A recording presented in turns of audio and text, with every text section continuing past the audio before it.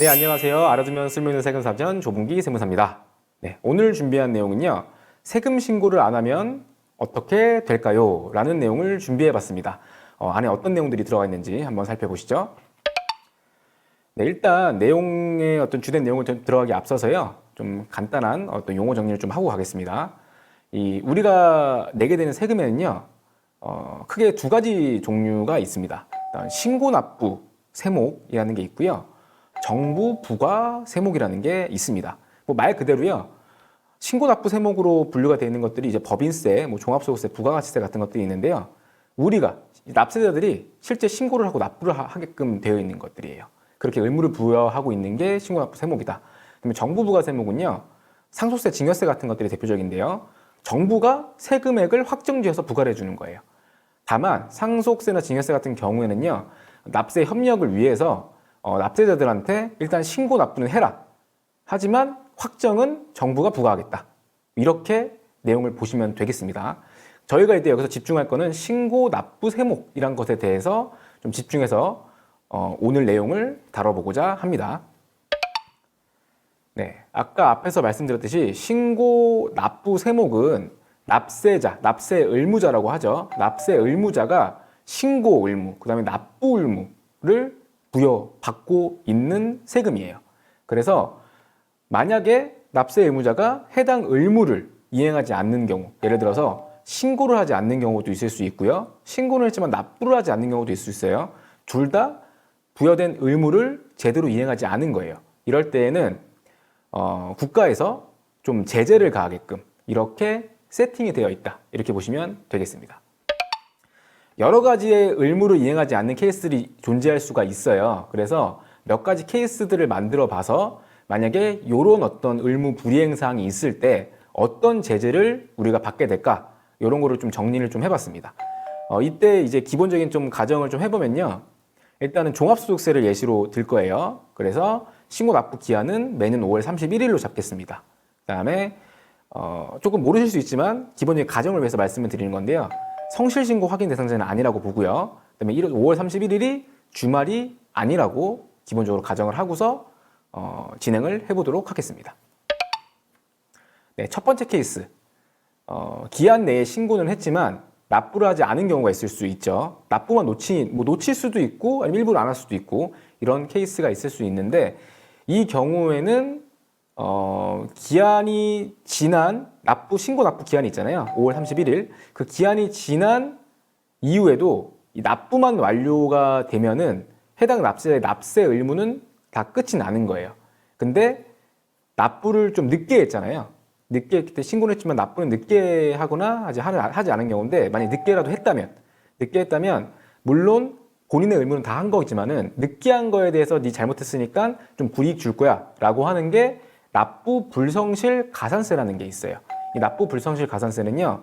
납부하지 않은 세액, 미납세액에 미납된 일수를 곱하고요. 거기다가 0.025%를 곱해서 산정하게 됩니다. 미납 일수가 짧다면은 뭐 많이 안 나오겠죠. 근데 미납세액이 크다면 좀 많이 나올 수 있지만 이렇게 해서 납부 의무를 제대로 성실하게 이행하지 않은 것에 대한 가산세 제재를 가한다. 이렇게 보시면 됩니다.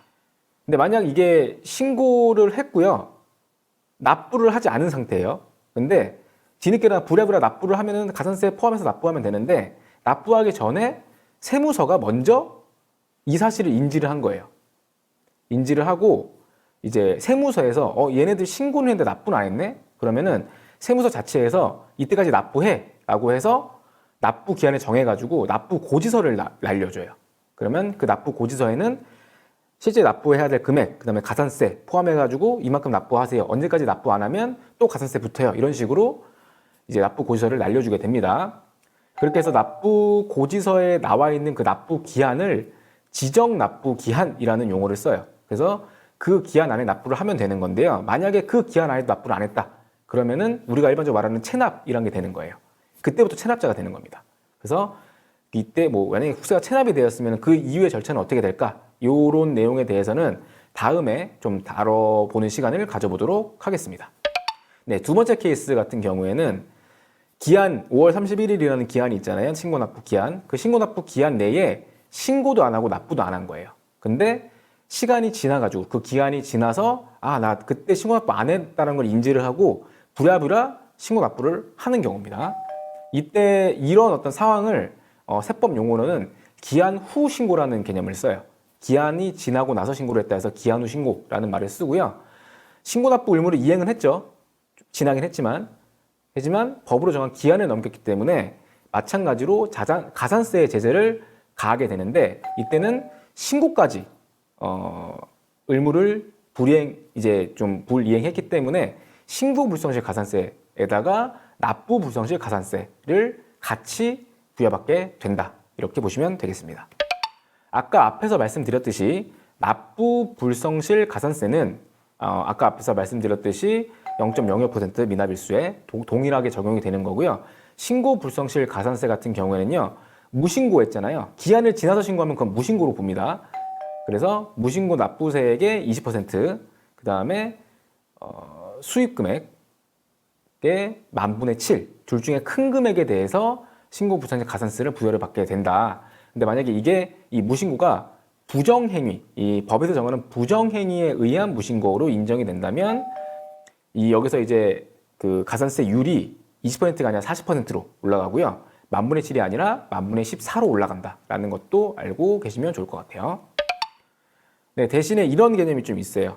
이 신고 불성실 가산세 같은 경우에는 감면 규정이 있는데요.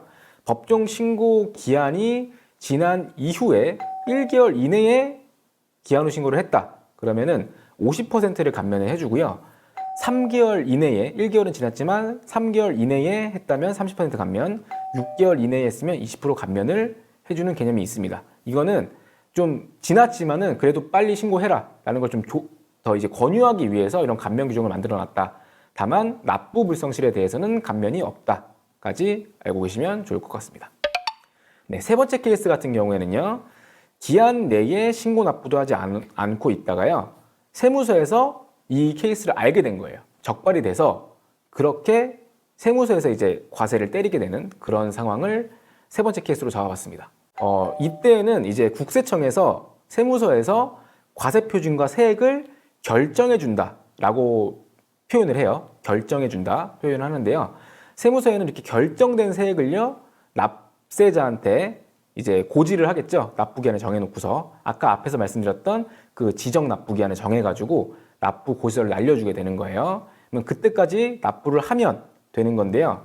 납부하지 않았다 그러면은 아까 첫 번째 사례에서처럼 체납이 되는 거고요. 그 체납 이후에는 그 체납 절차가 진행이 되는 겁니다. 네, 일단은 이런 케이스 세 가지를 가지고서 이 세금 신고를 하지 않았거나 납부를 하지 않았을 때 발생하게 되는 제재 사항들에 대해서 알아봤고요. 가장 중요한 건 이거예요. 세금은 제때 내는 게 가장 적게 내는 거다. 이 부분을 꼭 알고 계시고 적정하게 또 적절하게 세금액을 계산하셔서 지정한 기한 이내에 정해진 기한 이내에 꼭 신고 납부 의무를 다 하시길 바랍니다. 네, 오늘 준비한 내용은 여기까지고요. 네, 조봉기 세무사였습니다.